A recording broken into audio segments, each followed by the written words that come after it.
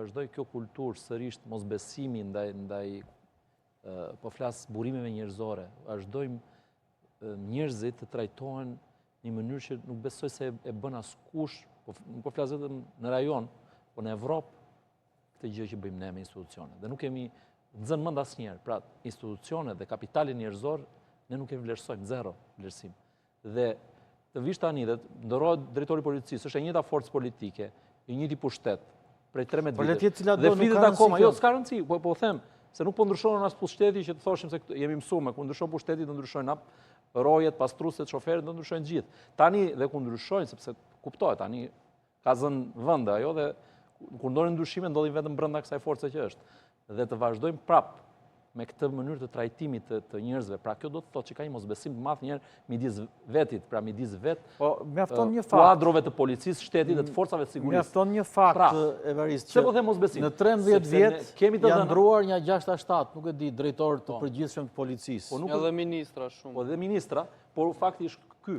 Ministra është njëra tjetër gjë, është pjesa teknike, sepse nuk do të flas tash me shifra së herë. Duhet të jesh i saktë kur flet me shifra, por ka një po them një ndërthurje të krimit organizuar dhe një akses në institucionet e sigurisë që nuk besoj se e kam pasur më parë në Shqipëri.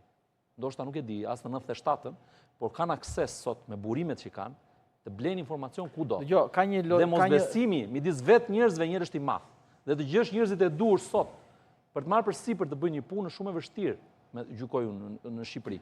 Pse? Sepse degradimi fillon gjithmonë, ka filluar nga koka, nuk fillon nga poshtë. Të dashur shikues, tash është në përgjegjësinë e drejtuesve të përgjithshëm, drejtuesve të policisë së shtetit, në përgjegjësinë e Ministrisë së Brendshme, të drejtuesve të saj, një analizë detajuar, një reflektim dhe le të shërbej jeta e humbur në krye të detyrës e punonjësit policisë së shtetit, dëshmorit atë dheut Enea Mekolli për të vendosur një standard tjetër, një qasje tjetër të përgjegjshme të qeverisë së këtij vendi ndaj policisë së shtetit. Është një këmban alarmi që ndaj të cilës duhet reflektuar me njëherë. Duhet reflektuar me njëherë me një rikonceptim tërësor të gjithë sistemit, të pajisjeve, të infrastrukturës, të trajnimit, të kualifikimit, të shkollimit, të stërvitjes dhe të trajtimit financiar e jo vetëm. Në mënyrë që të mos rikthehemi sërish në ngjarjen e radhës që kur mos ndodh, e të themi prapë të njëjtën gjë na ndodhi dhe çfarë do bëjmë tani. Është thirrje, është këmban alarmi.